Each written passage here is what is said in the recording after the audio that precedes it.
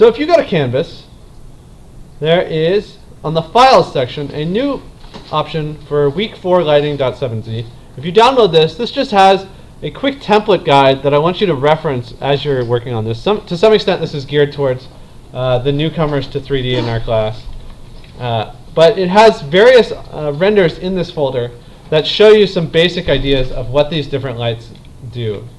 I sorted these by date, so you can see the order in which I made them, because I want to show that the theory of how you turn things on and off really changes things. So this is the default lighting in Maya in this scene. If I have on my scene over here only the objects layer turned on, this would be in Mental Ray, or in Maya software, so the default renderer. Under render options, there's this thing called enable default light. And all this does is it uses the normals of your objects to assume that there is light somewhere out there. Maybe it doesn't.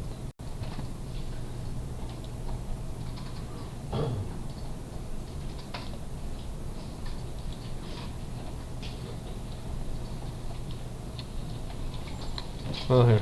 Create a new file.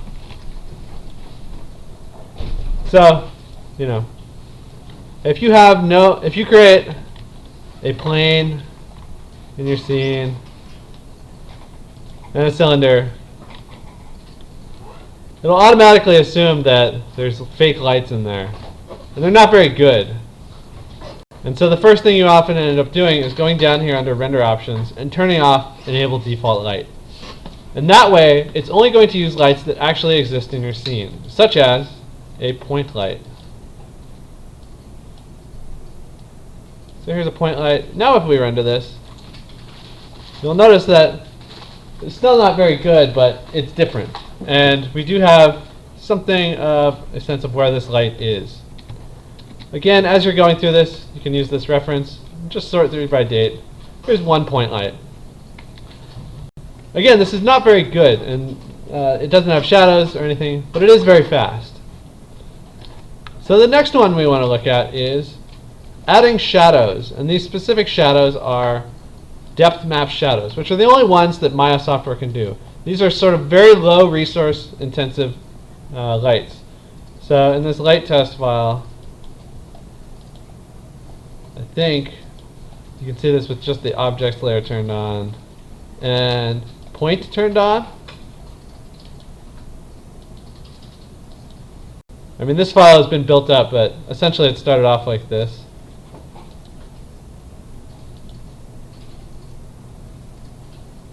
So here we have two things, which is a point light and a little sphere. I'm going to move this sphere off to the side. So let's say we wanted to add shadows to this. And again, we are in software. If you Control A to get into the attribute editor, you can see that there's this shadow tab, and depth map shadows is an option to turn on. Now I think in the file names that I put in this reference folder of images, you can see that when we add depth map shadows, the default adds these very harsh shadows. Depth map with a resolution of 16 and a filter of 0 shows you under the hood what's happening. It's creating basically a pixel shader or something that sort of gives you an idea of where the shadow is, and then it solves that under the hood by blurring it, which we can see with a filter of 5. So that's actually looking pretty okay, right? It's casting shadows, and the shadows are blurred. And to some extent, you can vary this from low resolution 16 shadows. By lowering this filter, all you're doing is changing how sharp those shadows are. Where do you go for the shadow sharpness? So this is the lowest of the low options, and you'll notice this file in the picture folder. Oh. It's called software. It's got one point light. It's got depth map shadows turned on. The resolution is 16 and the filter is 5. If I don't reference the values here in the file name, chances are I didn't change them. And to some extent, this goes back to that other rule. Don't necessarily change things just to see what they do if it's going to waste your time.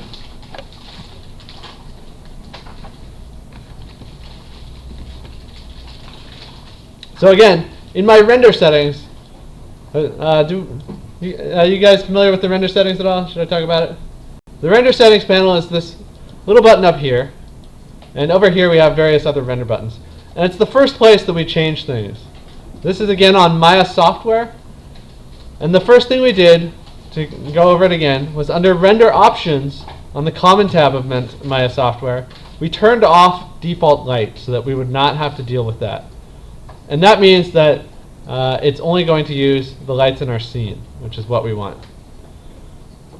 Again, right now our renders are going fine, so this resolution is fine, 960 by 540. But if it starts to get a little painful, I'm probably going to change that. In Maya software, most of this you don't have to worry about.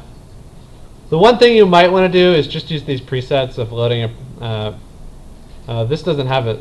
But when you get to mental ray, oftentimes I'll just turn it to production to start with, or final frame.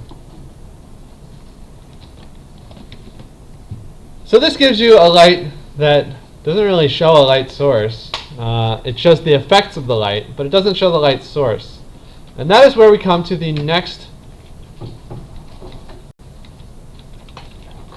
version, which is this. You'll notice that this one has one point and a depth map. It's the same setup as previously, but I've added a surface shader sphere. And you'll notice that in your file, as you opened this sphere was probably directly on top of your light, and you can see them if you tried looking at them on the outliner. So here's that point light. One of these spheres, I think, is this sphere is the one that's on top of that. If you go over here to its material, or right click and go to material attributes, you'll notice that it has a surface shader, which you can get to by right clicking, assign favorite material, surface.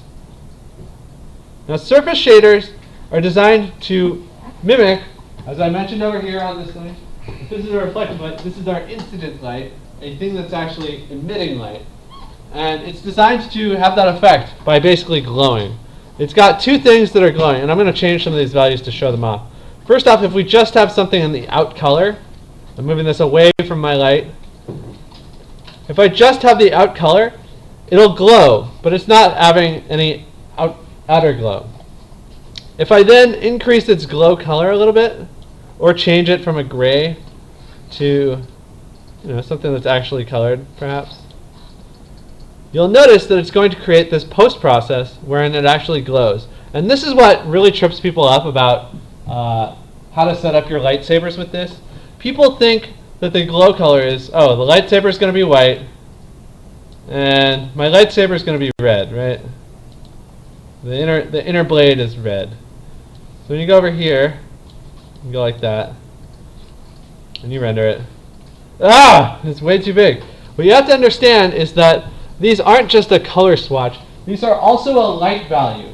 And so when you add color there, you're not just saying 100% red. You're also saying how strong the red glow is outside of this. So if I pull this down way far, now it's going to be a much more subtle red glow. Or even, ooh, I went too far and it turned to gray. Hue saturation value, I'll up the saturation.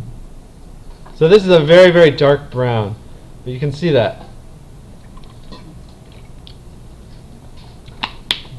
This also does have to do with scaling.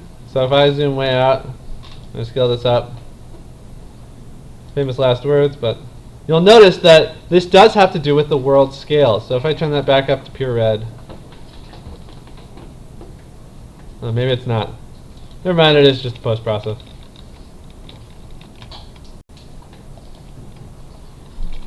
Anyways, you just might need to lower this glow to very dark, but still colored. So let's say we're trying to light with this example of a software light that we have vaguely correct in terms of casting shadows, in terms of glowing on the wall, but not being overpowering. You could increase on the light its intensity, but that's problematic in that, yes, it will start blasting out, but it's not actually ever going to exist as a physical thing. We're not seeing our light source in this. We're just seeing the blasted out reflected light of it. And we need to see that light source, which is why we end up using these surface shaders. So if I move this back, I'm going to grab this sphere, and holding V, I will vertex snap it to my light. And now if I render this, I gotta change that back to 1.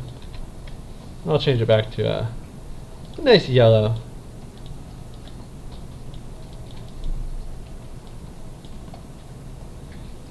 So now if I render this, we have these. But yours is possibly not doing that, and there's a reason for that. Let's say I delete this sphere. I'm going to create a new one and assign that material. I'll shrink this down.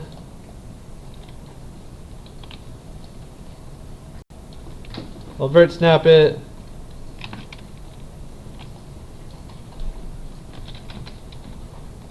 And now I'm going to assign that existing surface shader. Was it surface shader 3?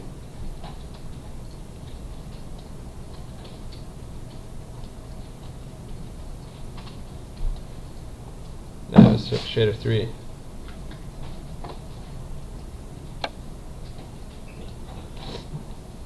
So here's surface shader 3.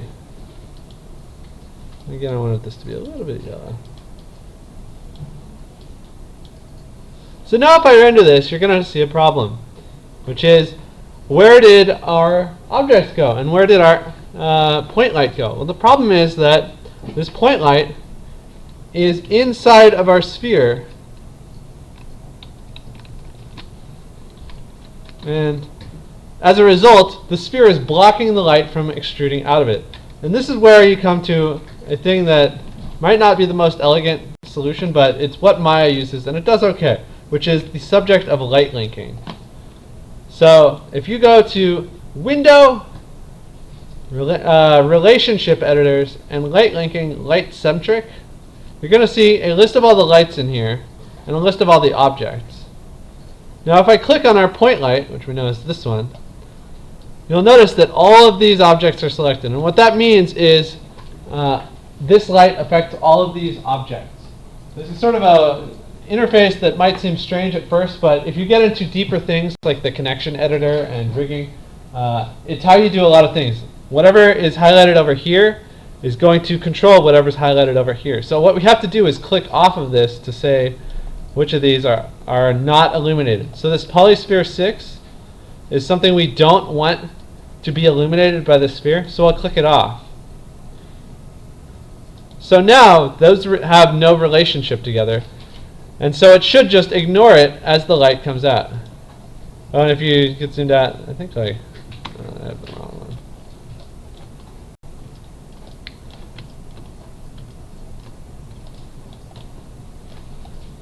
So now, if I render this, hey, look at that.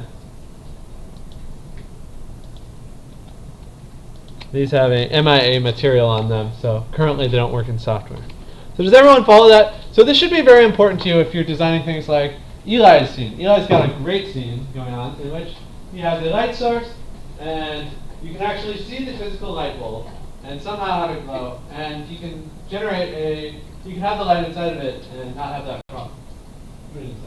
See, I would lower your outglow overall. So that's pretty cool, right?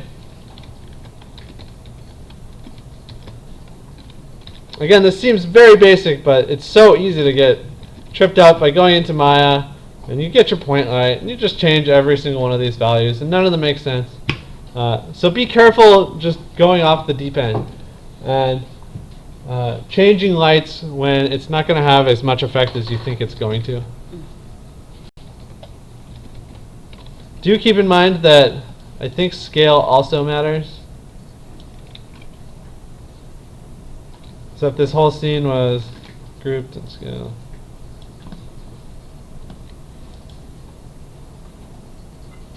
Oh, right now it's not.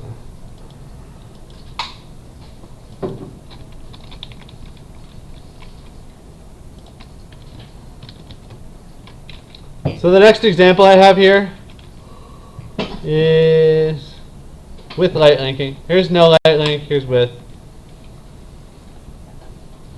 Directional light is just a different kind of light, and all it is trying to represent the sun. We're so far from the sun, and the sun is so gigantic, that essentially every light ray that hits Earth is emitted so near each other that they're effectively parallel. So you can use a directional light to represent like sunlight. And again, a lot of these controls in Maya software are very similar.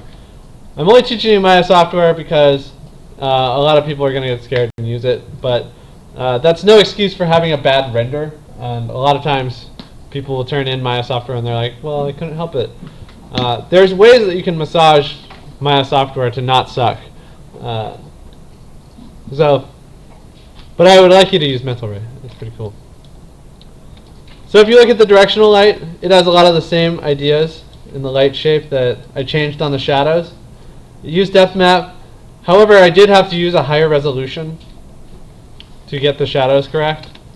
Otherwise, it just had these pixel shaders kind of stretched. So if you go to 16 on this, it just looks icky. See, you can tell. Oh yeah, I gotta. What?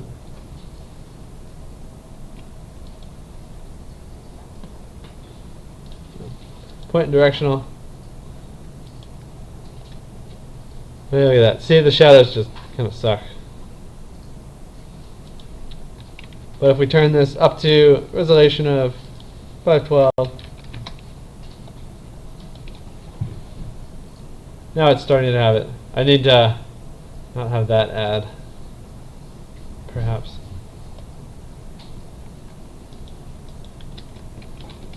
And there's a bunch of other lights, but most of the time, for an indoor scene, you're probably going to mostly use point lights.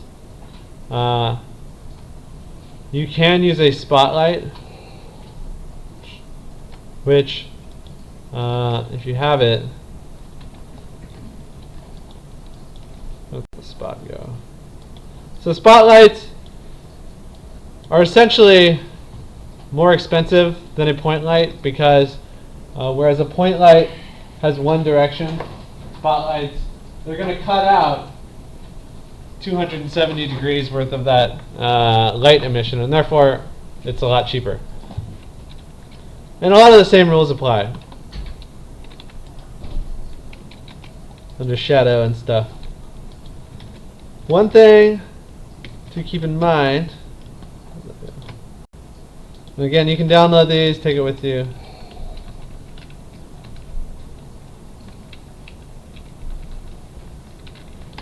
Ambient light sucks, but I'm not against it. I think it's totally an acceptable way to up all the value. Everyone tells horror stories about, what's his name?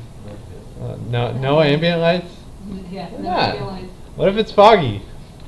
There's only one time you can use the ambient light enough for an ambient for color, or ambient color out of it. That's only I mean, take it and, yeah, you know, whatever. I think you have to be able to trust your eye more than the computer. Does it look crappy? It does. So maybe that's why you shouldn't use it, but don't just outlaw it. use one around. So now we're going to jump into Mental Ray and see the main differences and talk about some of the fancier things we can do. So if you go up into your render settings, for the renderer you're using, there should be something called Mental Ray. If it's not available in your list of possibilities, go to Settings, Preferences, Plugin Manager, and Mental Ray is a plugin down here called Maya 2MR. And make sure that it's loaded. Then it should be available. Mental Ray is a fancier renderer, and it just has a lot more bells and whistles in terms of physically based things, bounces, rays, passes that you can do. And again, we just want to make sure default lighting is off. So if we have this and just our point light, what is it? Just our point light, let's see what the difference is.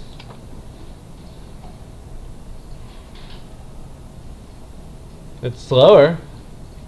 Does that count? It's uglier. Does that count? So you'll notice that the depth map shadows are now very hideous. However, you can see that I have some nicer shaders on. So this would be a point at which we would want to change our render settings so that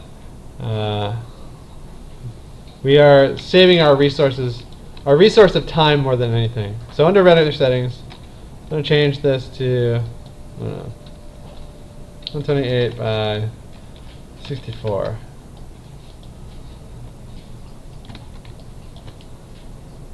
So now it's going to render something very, very small, but we can still, from this very small renderer, get a sense of the atmospheric stuff and also the exposure level.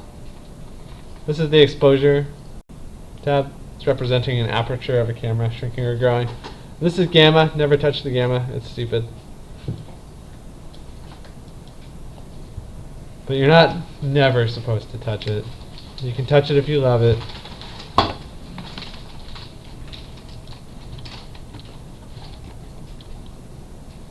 So now if I go into my, where is it?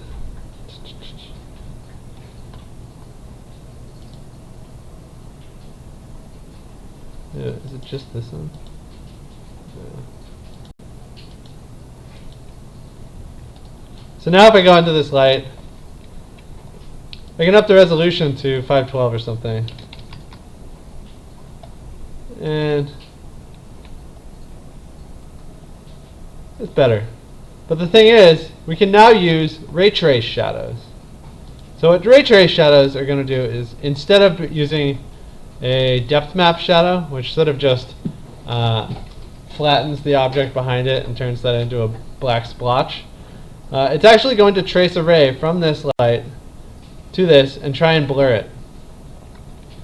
And just a straight render will probably give us pretty hard shadows.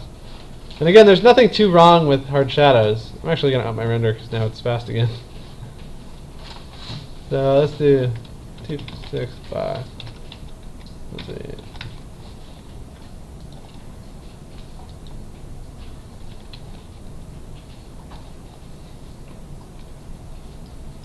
That's pretty good. So the light radius is going to affect how blurry or sharp it is. So if I pull this down to 0 and I render this, it's going to be much sharper. We probably don't want that, so we can add, 0.5 blur. It's important to understand artistically why you might have a harsh shadow or a strong shadow. It's really the ratio of light from a light source to the rest of the environment and the directionality of it. So a flashlight kind of casts hard shadows because it's the only light source usually when you're using it, and it's coming all from one direction.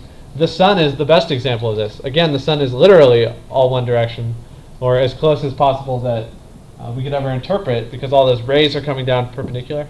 So when you have the sun casting shadows like that, they end up being very, very sharp. If you have a cloud go in front of them, the shadows are going to look like they're darkening or they're lightening. But what's actually happening is the ratio of light from the sun is going down, and so all the rest of the environment is invading that shadow more. The other thing that happens is something called penumbra, which I'm going to draw for you, as I love drawing. Don't we all? So if I have a figure down here, and I have a light source, casting light here.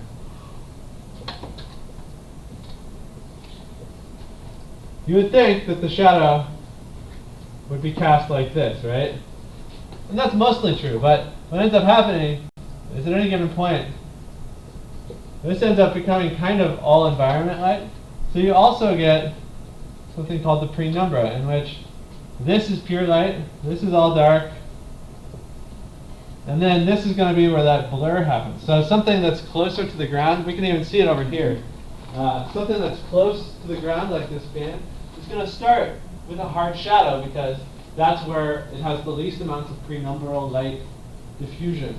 As the shadow lengthens, it gets blurrier and blurrier. You should look at this on buildings and stuff next time that you're out and about. Like, it's always, I don't know, Or like fun to try and find. I think this is kind of directional because this shadow's hard because it's getting the light from that. Just like things sticking down right there. Yeah. Off of the desk. But this is really hard shadow. As I get closer to it, or maybe not. A little bit. It starts to blur a little.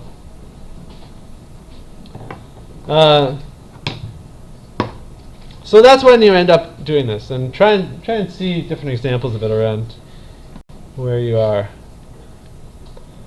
So one thing I often do is I up the shadow rays to 8 or 16. I was told to always do it in a power of 2, so 2, 4, 8, 16, 32, 24. Just because supposedly that secretly makes it go faster. I don't know if that's true or not, but I think in my personal tests it hasn't been, but I still do it. So if you bring this filter up, you can already see a slight benefit of mental ray over software plus depth map shadows. Because depth map shadows are just using that object pass and going the entire way, it did that blurring everywhere when you do this. Mental ray, however, is starting to detect that the distance of this ray from here to the ground is less than the distance from this point of shadow cast to the ground. It's going to let in more of this light. So as a result, you do get the shadows blurring a little closer to reality here. Everybody following along? Any questions? Woo! What's up? This may seem kind of like a stupid question, but what? No such thing. Unless it's like, what's your favorite rapper? Like surface shading and incandescence, as far as like these options go. In terms of Like lighting and things like that. like the intensity, or No, just in general. Like what's the difference between the two? surface shading versus incandescence? Yeah. I don't know. Is I don't know. Is there much of one? As in like, oh, if it's a non-surface shader? Yeah. I think mostly it's where it does that post-process. Okay, because I remember when I used incandescence before, it made a lot more graphics intensive. Yeah, that's probably it. Surface shader really kind of fixed it, and Okay. I don't know. That's what I would recommend. Again, I don't necessarily, like, I did it over here on these objects, which is, if you add a new material, you can, if you want, go to materials, MIA material X, and go to the node over here, and the presets will have a bunch of fancy materials. So you go to Chrome, and you go to replace, and all of a sudden when you render, it automatically looks metallic and shiny. But I don't necessarily want to have you guys doing that because it does take away from the value of texturing, and that's really what you should be focusing on. I did want to talk about some other things now. You might have noticed this one come up, which is the ambient occlusion one. And so this gets into the idea of passes and also material overrides. One thing you might want to do is add a material override to view just your lighting. So if you have your fire hydrant with your red fire hydrant texture and your bricks, a lot of these textures are very interesting. You did a really good job on them. The materials are set up nicely, but it can really detract from your ability to understand the core message of your lighting in your scene. And so by adding a material override, you can assign a material to everything in your scene for the same object, and as a result, view your render just based off of the lighting. And the way you do this is you go from the Display tab to the Render Layers tab. And you can right-click and say Overrides, assign, or create new material override, or assign existing material override. So if I say Lambert 1, which again is the default Lambert that you should try to avoid working on, all of these are suddenly going to be Lamberts.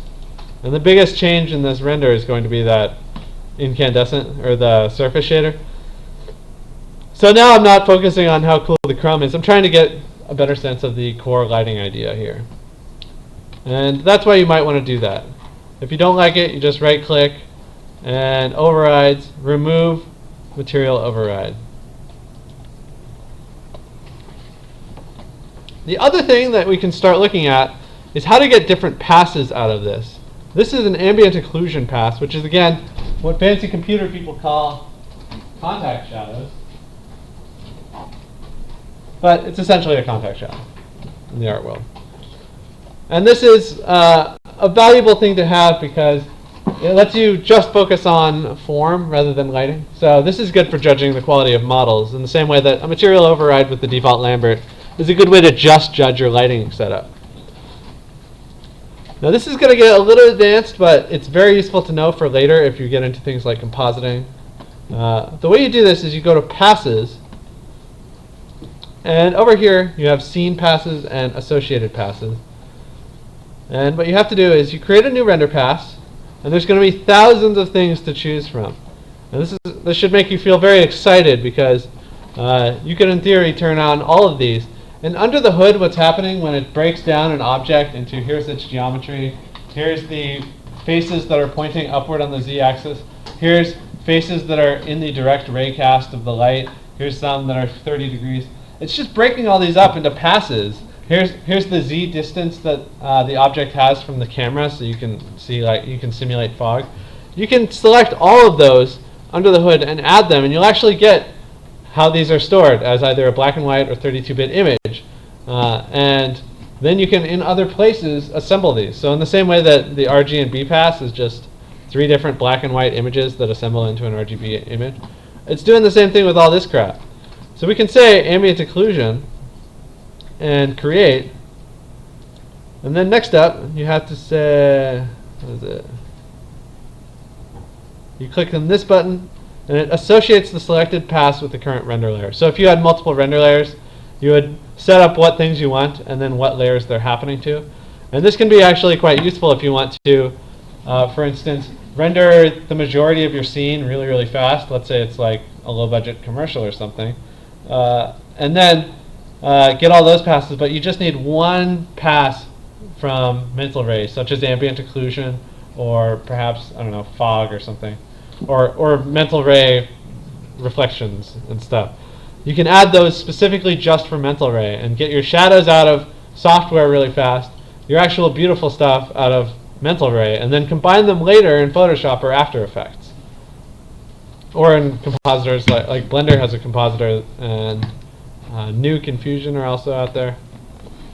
It's a brave new world. So if I click on this, it's going to now create an ambient occlusion render, an associated render pass with this one, and a normal cam.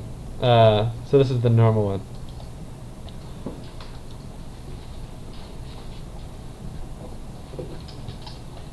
Give me one moment while I should have created a project. Set project. New project.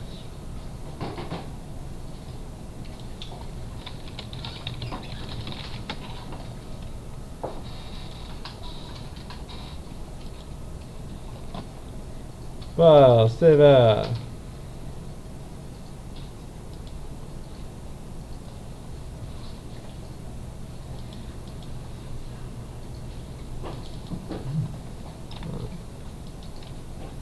Never mind. Project window.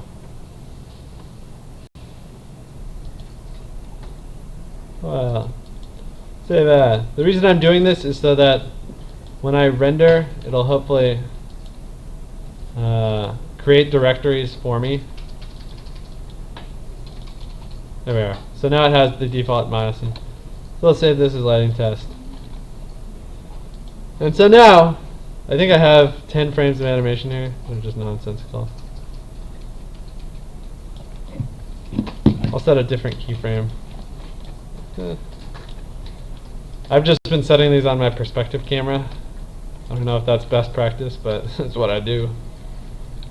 Alt-V, by the way, is a hotkey to player animation. And Alt, comma, or period lets you go through your timeline. You can see how this looks, right? So now, I can go to the rendering tab and render, batch render. This is going to render out all of those frames, but it's going to do them for separate directories for each pass. Let's Oscar Beckler.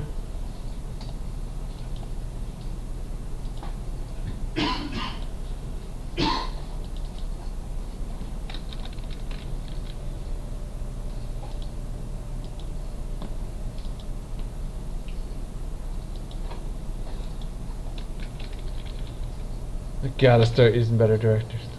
Always name your file. Stop doing what Oscar does. Oscar users, Oscar Beckler. There it is. So if we look in images now, which is different from source images, you'll notice that it started rendering out all these passes separately. Here's the Master Beauty one. It's still working on it. Here's all the ambient occlusion 1. Here's all the ambient occlusion 2.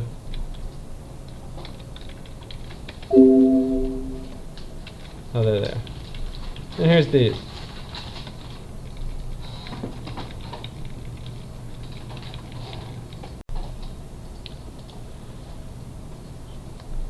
And the value of this is that, again, in theory, we're slaves to this computer and we do whatever it says, but in reality, we should hopefully be a little more artistic and understand that these are just tools in our artistic toolbox. And so you can take these layers and start thinking of how to combine them. So, I don't know. What's the simplest way you might combine this with ambient occlusion? Maybe put it there. File, place.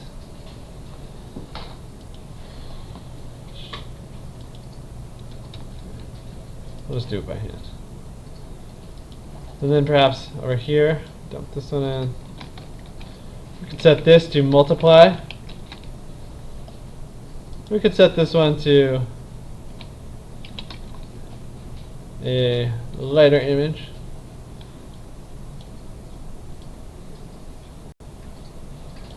And so now we're somehow getting a lit image, but also that ambient occlusion, making it a little more starkly contrasted. And maybe we color the ambient occlusion.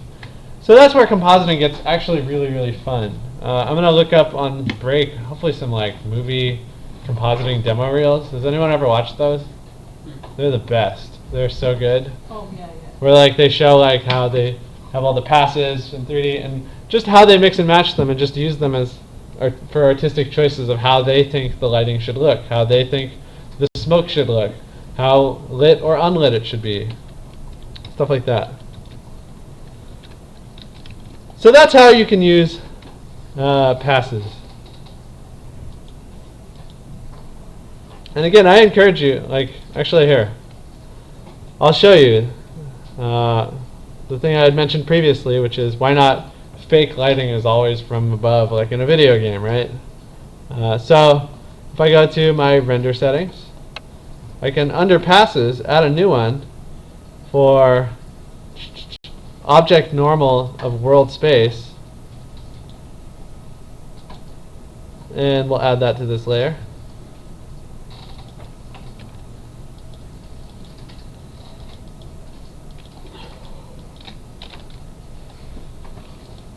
And I'm going to do another batch render. This should create a new directory called normal cam material. Oh, that didn't work. Maybe it is object normal.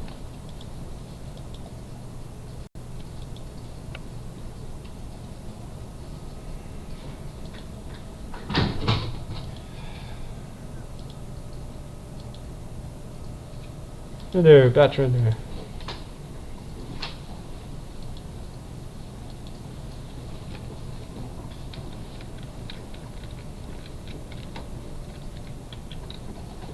So let's add this one over here. That's currently in process. There we go. So if we look at this in the channels, this kind of represents something. This represents up versus down. And this one represents left versus right. This one's forward versus back. So we can't even see the black because it's in theory behind it. So we can take this green channel which represents up and down. You copy it,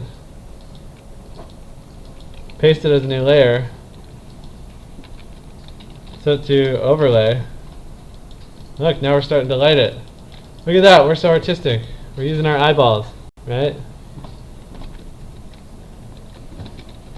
Is this necessarily how you should do your project? I don't know. But I want you to be able to think about these as tools that you can dig into and rip the guts out and stick in a blender and then make a delicious stew out of.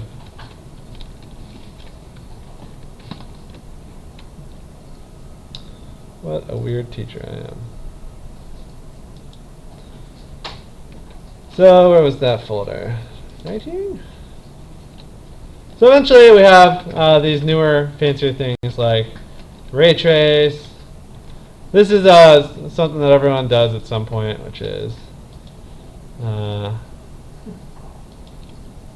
what did I delete? I'm just open this file straight. Recent.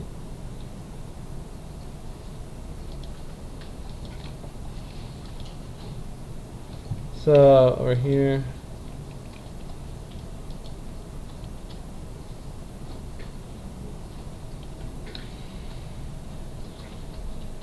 Okay, so we're back to this. So another alternative that you can use, and everyone does this and it's stupid, but you can go to indirect lighting on your render settings tab, so you open up your render settings, and under indirect lighting you can create a physical sun and sky, and this does a few things. It has a sun object or directional light that is mapped to a certain rotation that represents blah blah, and they've hard-coded a bunch of things in for the sun direction, how light or dark it is, and as a result, you can get this kind of very quick, very dirty representation of sunlight.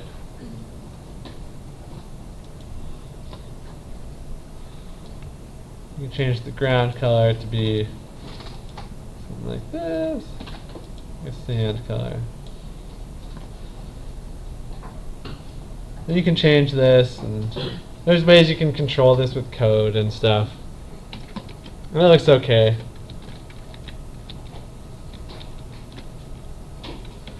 But the main benefit is when you start throwing this into mental ray with final gather.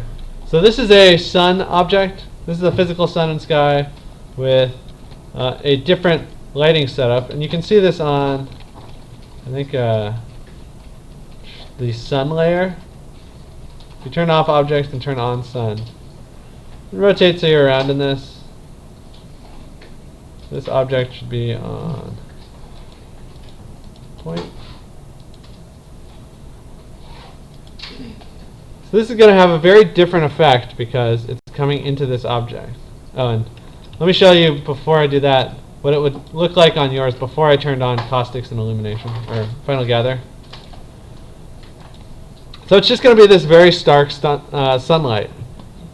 And that's because this has not yet had all the bells and whistles turned on. Like I said, mental ray sort of comes from this arena where you normally want to start by not having all the bells and whistles turned on. And to be fair, there's a lot of really, really fantastic lighters out there who would say that instead of turning on final gather, they would add a big area light and set it to 0.1 of the carpet color. So it's a light that's only emitting a very small amount of light, but at 0.1.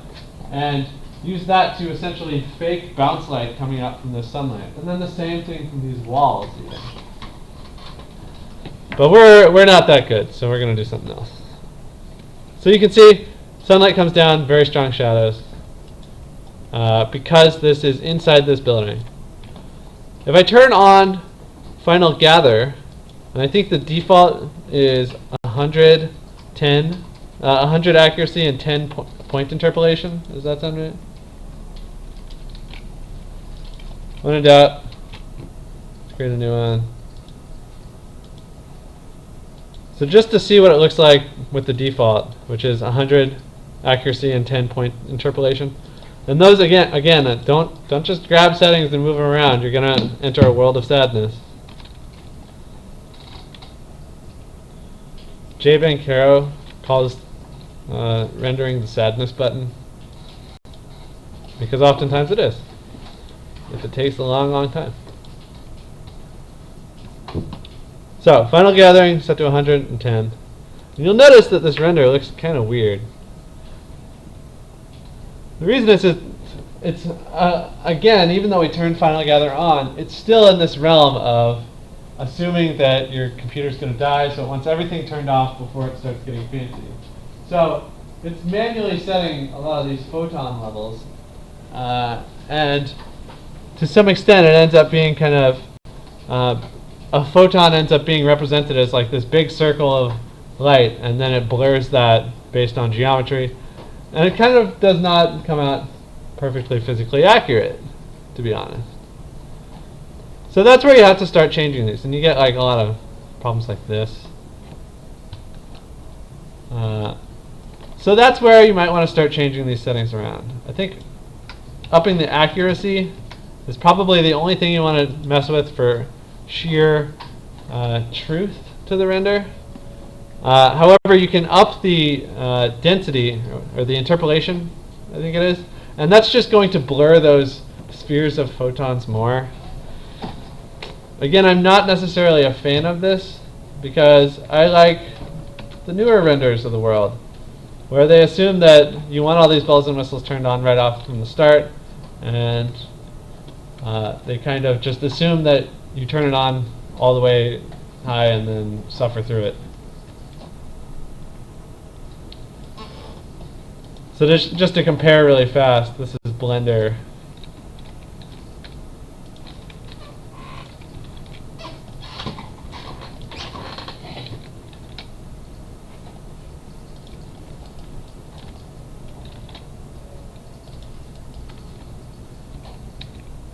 We'll just create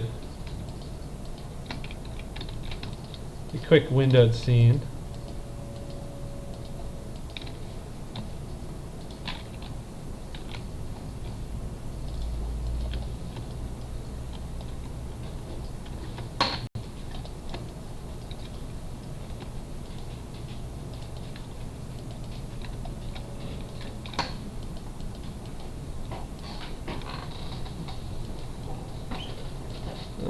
All my hotkeys.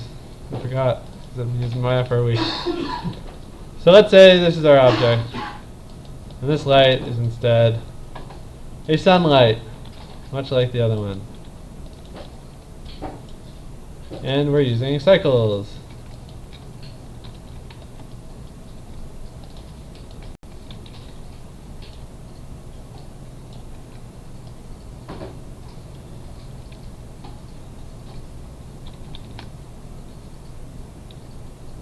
So cycles is just going to automatically assume that it knows what photons you want better than you do, and it'll just turn it on automatically. You can modify it, but its default settings are designed to start off on, you're rendering something that looks like an actual sun.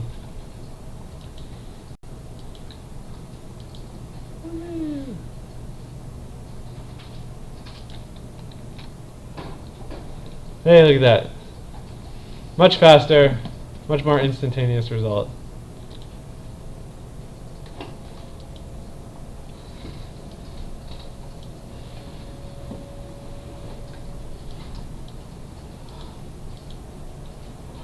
And cast shadows is on by default.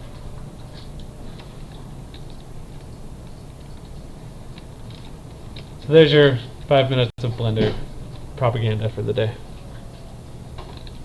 I'm just kidding, there's more than 5 minutes. This exposure value is really fun because right now we're dealing with a image that's in the Maya renderer that's still actually a dynamic range of 32 bits because we haven't saved it to a lossy format of a ping. So if I save this to the desktop or something, save image, desktop, best file name ever. Naming conventions are important.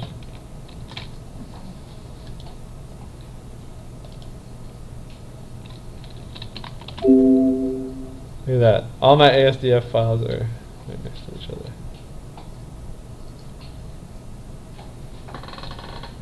Now I can't even find this. There it is. So if I open this now, you'll notice that if I move the levels around,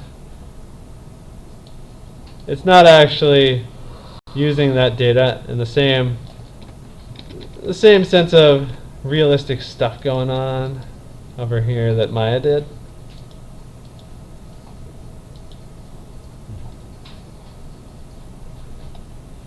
So this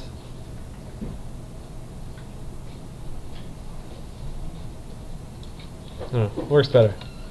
This is especially useful if we move on to the next cool thing. I'm going to delete this physical science gun, and instead I'm going to create an image-based light.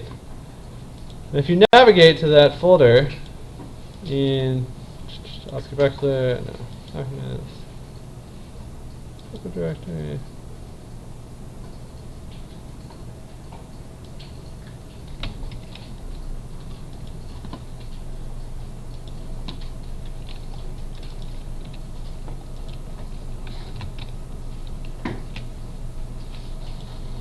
There's a couple of HDRs I've added, and we can go look at those.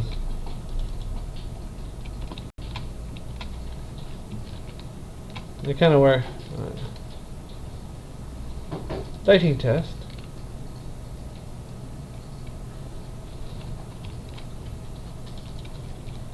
Put them in source images. So when I create this image-based lighting node, over here we can see where it goes, and we can navigate to that file. I'm just going to use the small one so that it renders faster. And let's see what that does. Oh, you'll notice one other thing that I have turned on. I have color management turned on, and I also have this set to linear space. That might not make sense, but basically it's a way that high dynamic range pixels are interpreted, and it's a lot of under the hood gobbledygook. Again, someday I hope you learn it down the line, but for now I want you to focus on knowing whether it just looks good or not. So if I do that, and now I render this, it's going to look crazy. Whoa, weird. So you'll notice it's doing a lot of the same things as that other one, but the photons are going to get real weird, and you can see the photons right there. What are those? Because Maya's trying to figure out how this HDR image works as a lighting source, and I think does a little bit of post-processing afterwards where it blurs these. Again, to compare this to Blender, the neat thing about Blender, first off, the neat thing about Blender I really like is you can use Blender's image editor to look at an HDR and check the pixels, and it's honestly, in my opinion, the best. Like a lot of times I use Blender for things that it shouldn't be, like video editing, but occasionally it does some weird tactic or weird task that actually is surprisingly the best out there. And so it's really good as an HDR image viewer because you can check the pixels really easy. So if I load that HDR image, I'll load the large one. You'll notice that looks like nonsense, and it's going to look like nonsense over here for the same reason, which is the exposure value is way too high. So if I lower this, it's going to start looking like a 3D scene out there eventually.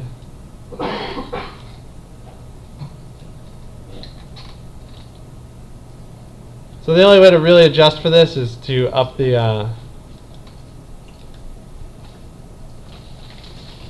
on the indirect lighting, up the accuracy, but it's going to get really ugly. So for an indoor scene, I actually don't necessarily recommend using HDR. You can fake most of this stuff, but it's cool to see the difference. And so in Blender, if you have the image set to use as a render, that means that when we change under color management the exposure value, you can see this image. And what's really cool is on a properly shot EXR, which I will teach you guys, just you wait, you can see the value of these. And if we load this image as our world background in Blender.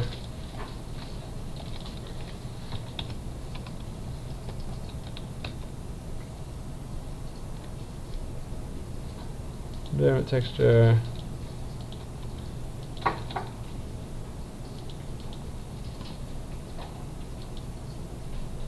You can use the small one.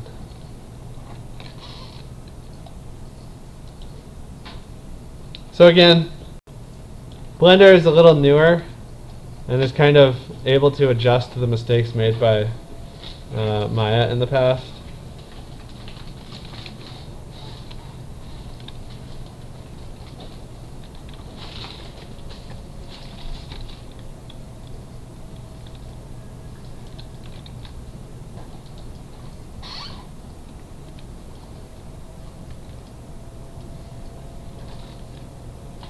So it has a lot more just instantaneous support for EXR stuff. But now we have a actual sky out there. We can set this to infinite render if we want.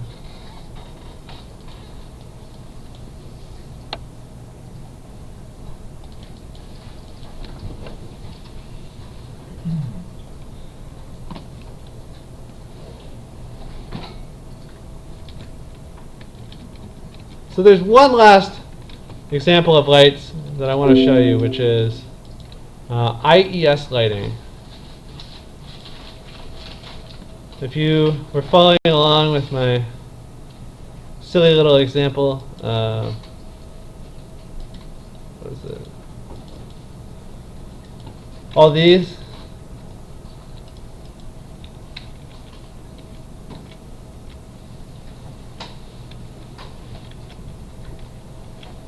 Going backwards.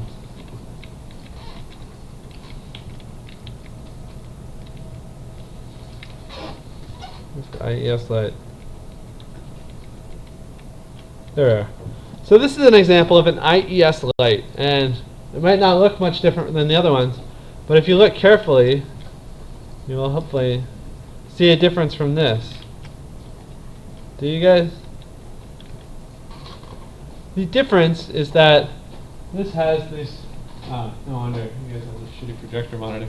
The point is, if you look it up right here, it's got this sense of a cone coming from it, even though it's a point light. And the thing is, in the real world, you don't have spotlights like you have here in Maya. What you have is perhaps a light source, infinite light, that comes out of this. And then here is a light ball. And then here is a thickness to the glass. And inside of this is some sort of filament wire that glows. And so as a result, some of this ends up refracting through this layer of glass and other things like that. And so maybe this beam is more strong than this beam. But the point is, lights get a lot of interesting character out of them. And you can see this in something called IES lighting. If you Google it,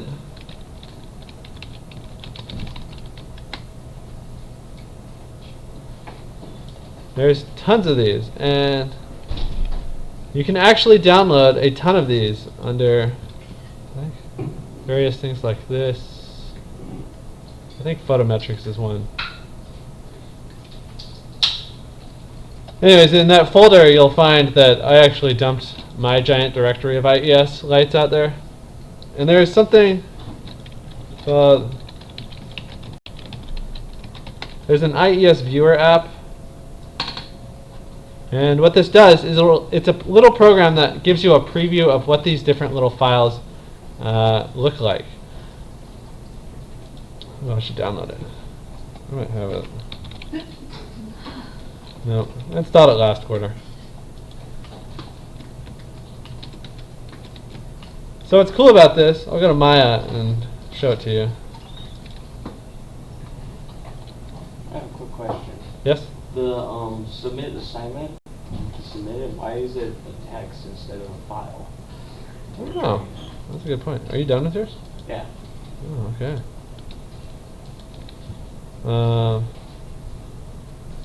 I will check.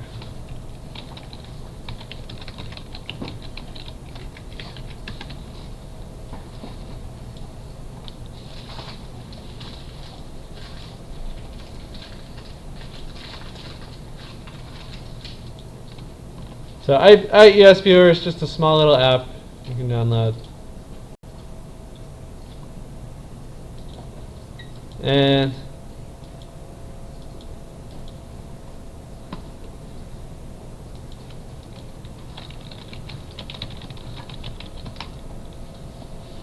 so yeah, photometrics, Lithonia.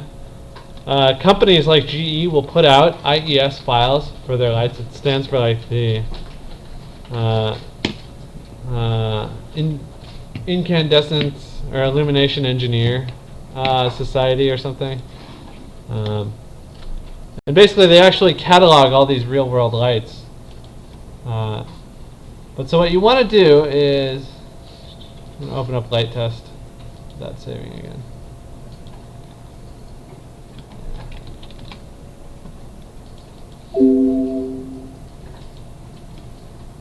I'm going to turn back on our point light and our objects there.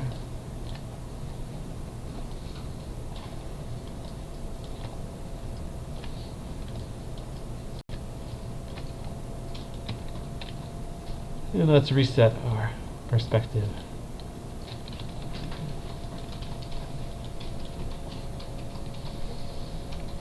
So in the IES viewer, if you go into that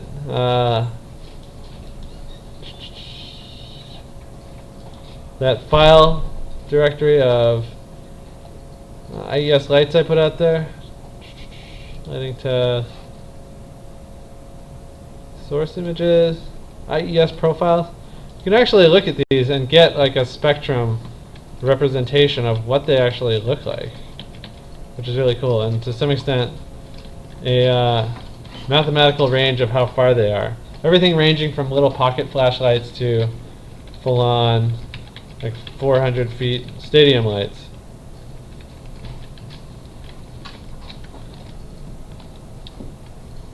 Now in 3D, let me double check that everything's set up.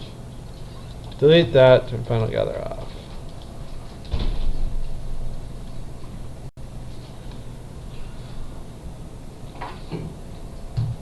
So if I have our point light here,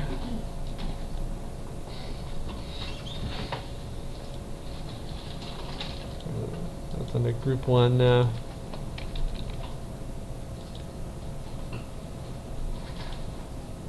If I have our point light, and if you scroll down to mental ray, one of the tabs is light profile, and you can go and load one of those IES profiles.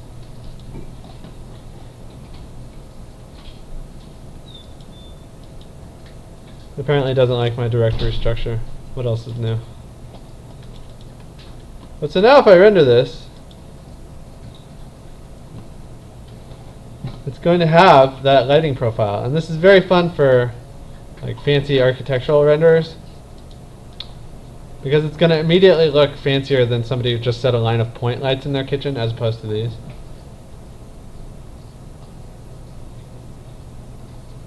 I'm going to up my resolution again.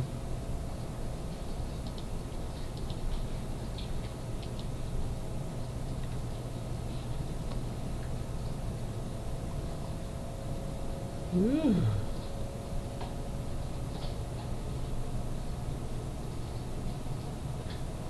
You'll notice that I set up my scene in a specific way also, so that we could particularly talk about how light hits a surface.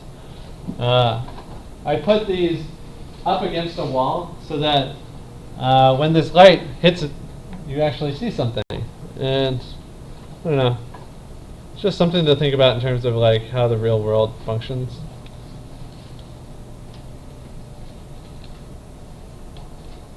And so you get that conical effect that feels way more realistic, right? And then I might actually make this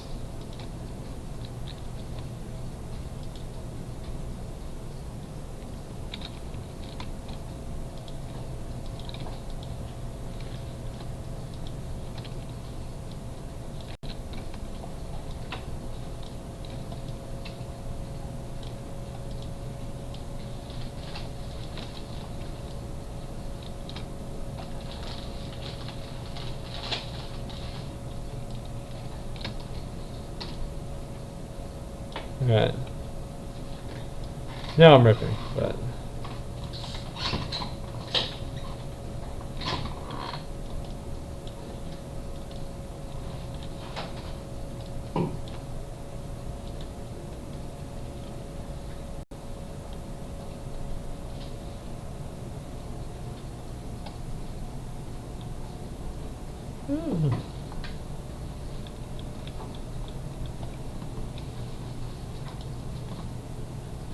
Display, show, plastic.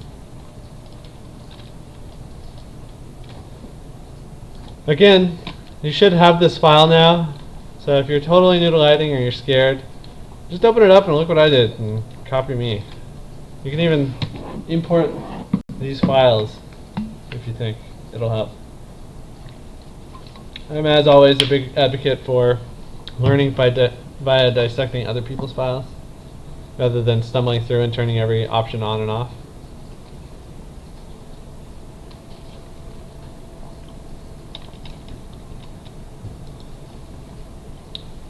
And then lastly, some things you might want to try playing with might be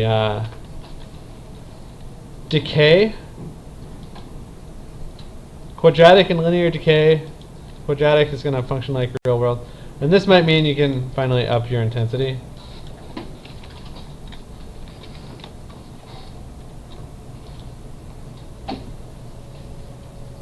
Woo.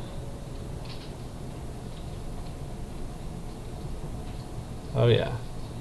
See, that quadratic decay had way more effect than changing the intensity. Because it's not just the quadratic decay, it's also the effect plus the quadratic decay, meaning it extends less far from the light. And combined with the IES means that it's not emitting much light at all.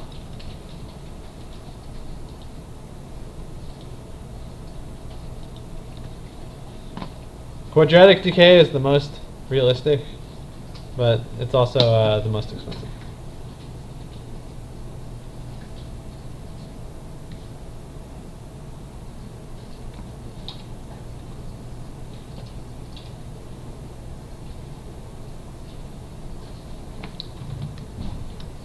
It's important to think about how lights give a sense of scale in a scene.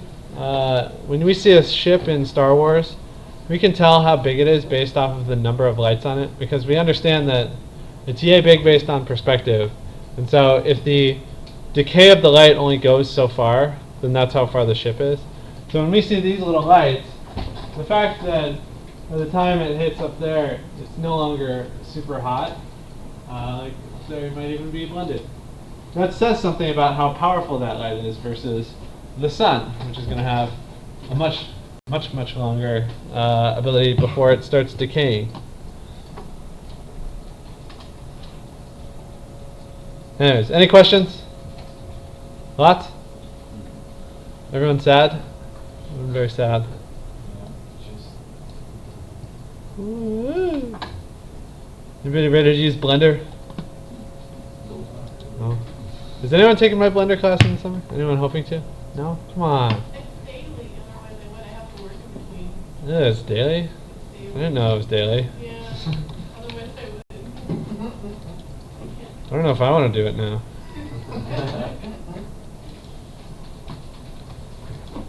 Alright, well, hopefully somebody comes. Okay, we can take a quick break.